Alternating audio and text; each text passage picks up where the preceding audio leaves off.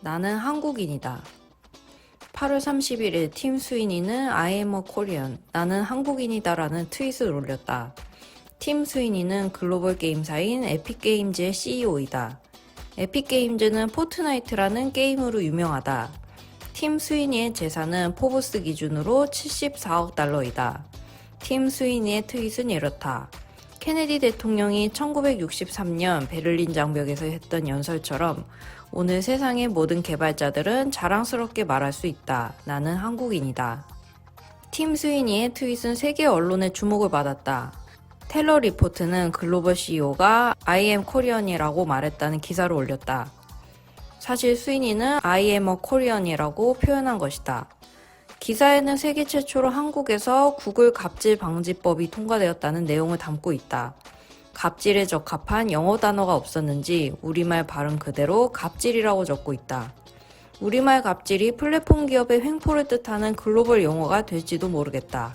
여기서 잠깐, I am Korean과 I am a Korean 어떤 표현이 맞을까? 두 가지 모두 문법상으로 틀린 표현이 아니다. 그러나 뜻은 다르다. I am Korean은 나는 한국 국적입니다 라는 뜻이다. I am a Korean은 나는 한국인이다 라는 뜻이다. 팀 스위니는 I am a Korean이라고 했다. 자신이 한민족이라는 뜻으로 이야기한 것이다. I am a Korean이라는 사이트도 생겼다.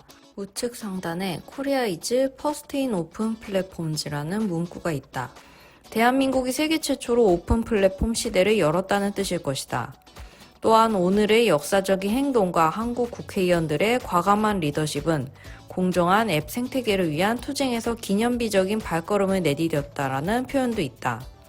한국의 새로운 법률이 애플과 구글의 앱스토어 결제 시장 독점을 억제하는 효과를 발휘할 것이라는 연합뉴스 기사도 소개하고 있다. 팀 스위니의 나는 한국인이라는 트윗에는 많은 댓글들이 달렸다. 한국말을 공부하는 트위터 계정인 미리나는 저는 한국 사람입니다를 문법적으로 해석하는 트윗을 올리기도 했다. 몇 가지 트윗을 소개해본다.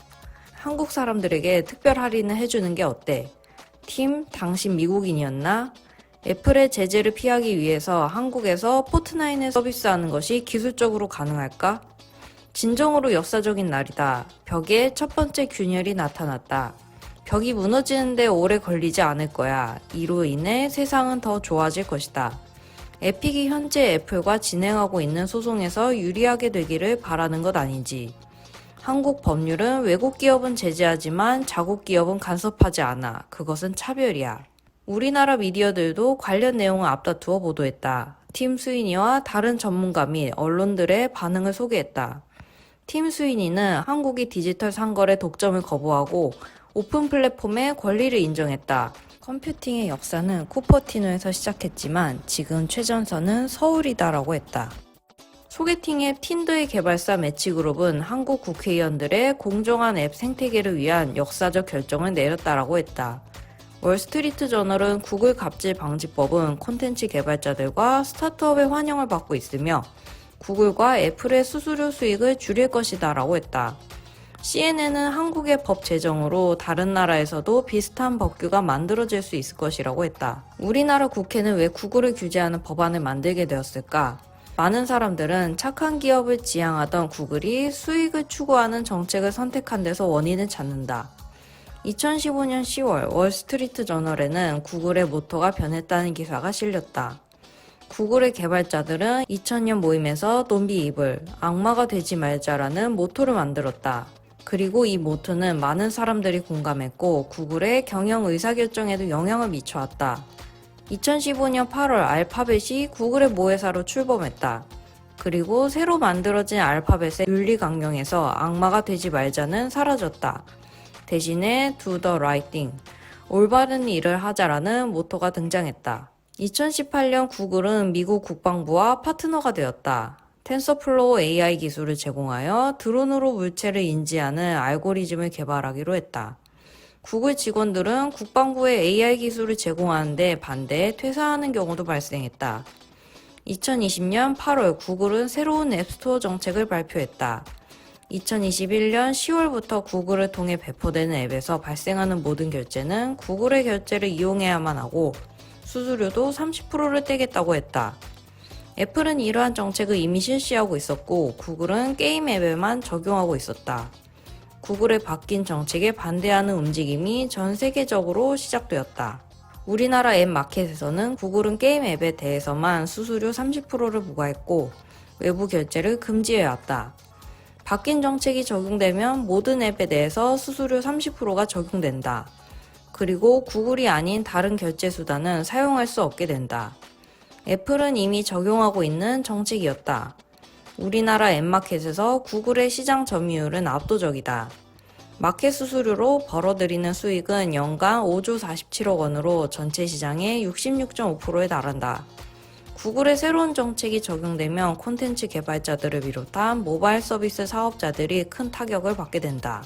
2020년 7월 이후 국회 과학기술정보방송통신위원회의 여야 의원들은 앱마켓을 규율하는 전기통신사업법 개정안을 다수 발의하기 시작했다. 1년 기간 동안 이해관계자에 대한 의견 수렴, 관계부터 협의 등 논의가 진행되었다. 입법 과정이 진행되면서 구글도 수수료 대상 조정, 적용 시기 연기 등 대응 조치를 내놓았다. 2021년 7월 과학기술정보방송통신위원회를 통과했다. 2021년 8월 31일 국회 본회의에서 의결되었다. 개정안은 15일 이내에 국무회의 의결을 거친 후 공포된다. 그리고 공포 후 6개월이 경과되면 시행된다. 일정대로 진행되면 2022년 3월 무렵부터 법안이 효력을 발휘할 것이다. 전기통신사업법은 넷플릭스의 망무임 승차를 막겠다는 취지로 2020년 개정되어서 넷플릭스법으로도 불렸다. 방송통신위원회는 법에 의한 규제 권한을 갖게 된다. 방통위는 공정하고 개방적인 모바일 생태계 조성에 기여한다는 점에서 그 의미가 크다고 밝혔다.